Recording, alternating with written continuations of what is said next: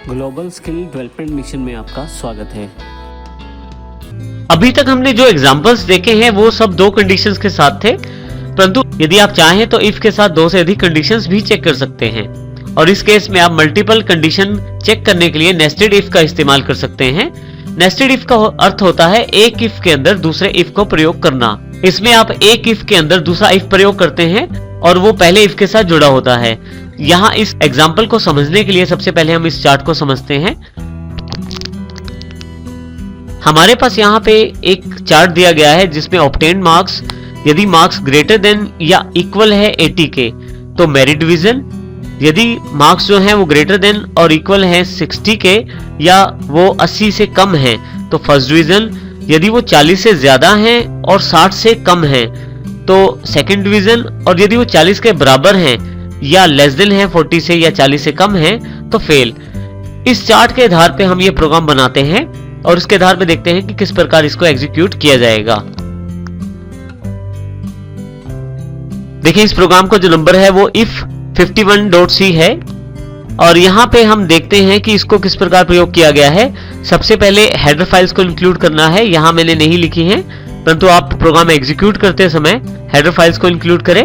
Word main block बनाएं, उसके पश्चात वर्ड मेन को मैंने यहाँ सबसे लास्ट में क्लोज भी किया है। सबसे पहला कार्य जो मैंने किया है, एक वेरिएबल लिया है मार्क्स जो कि इंटीजर डेटा टाइप का है जिसमें मैं नंबर स्टोर करूंगा। स्क्रीन को क्लियर किया गया है और एक मैसेज प्रिंट करवाया गया है, एंटर योर मार्क्स। स्कैनएफ के द्वारा उन मार्क्स को मार्क्स वेरिएबल में स्टोर कर दिया गया है जो यूजर के द्वारा दिए गए हैं। इसके पश्चात ये वाला जो सेगमेंट है सबसे इंपॉर्टेंट है हमारे पास। इसमें यदि आप देखें तो इफ मार्क्स ग्रेटर देन और इक्वल टू 80, यदि मार्क्स ज्यादा हो या बराबर हो 80 के तो आपके पास ये इफ ब्लॉक चलेगा जिसमें मैसेज अवेलेबल है यू हैव गॉट मेरिट। परंतु यदि ये कंडीशन फॉल्स होती है तो एल्स ब्लॉक को ध्यान से देखिए, इसमें काफी सारी चीजें शामिल हैं। सबसे पहले एल्स जो हमने लगाया है जो ऊपर वाले इफ के साथ कनेक्टेड है, इसकी ब्रैकेट ग्रीन है, देखिए सबसे लास्ट में क्लोज हुई है। जब आपकी कंडीशन फॉल्स होती है तो एल्स ब्लॉक में आएगी। एल्स ब्लॉक में आते ही उसको एक और कंडीशन मिल जाएगी जिसमें मार्क्स यदि 60 से ऊपर हैं या बराबर हैं और यदि मार्क्स 80 से नीचे हैं तो आपके पास ये मैसेज डिस्प्ले करवाया जाएगा you have got first division. यदि आप देखें इसको ध्यान से तो ये इफ बिल्कुल अलग है, यहां से लेके यहां तक ये जो इफ है ये बिल्कुल अलग है। अब इसका जो एल्स है वो ये रहा जो ब्लू ब्रैकेट्स के साथ दिखाया गया है। अब मान लीजिए कि ये वाली कंडीशन भी फॉल्स होती है, अर्थात जो यूजर ने मार्क्स एंटर किए हैं वो 60 से कम है, उसके कारण फिर से एल्स ब्लॉक कॉल किया जाएगा जो इफ ब्लॉक के साथ, इस वाले इफ ब्लॉक के साथ कनेक्टेड है। यहां पे देखें यदि आपकी कंडीशन फॉल्स है तो एल्स ब्लॉक पे आ जाएगी एग्जीक्यूशन। एल्स ब्लॉक में उसे फिर से एक कंडीशन और मिल जाएगी जिसमें जो कंडीशन है इफ मार्क्स ग्रेटर देन और equal to 40 and marks less than 60, यदि मार्क्स 40 से ऊपर या बराबर हो या 60 से नीचे हो तो आपके पास जो मैसेज प्रिंट होगा यू हैव गॉट डिवीजन। और इसके साथ भी एक एल्स जुड़ा हुआ है जिसमें आ गया है printf appear again in the same class, अर्थात किसी कारण से यदि मार्क्स 40 से कम है, अर्थात यदि ये कंडीशन फॉल्स है या मार्क्स 40 से कम है तो आपके पास ये एल्स वाला ब्लॉक एग्जीक्यूट होगा, अन्यथा ये वाला इफ ब्लॉक एग्जीक्यूट होगा।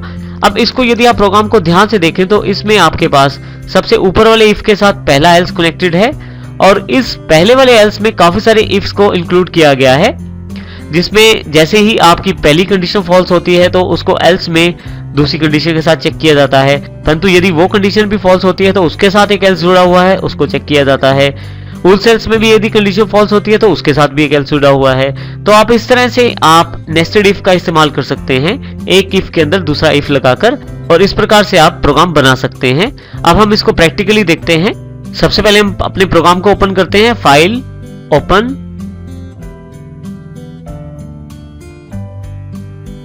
if 51.c का प्रोग्राम है, ओपन कर लेते हैं इसको।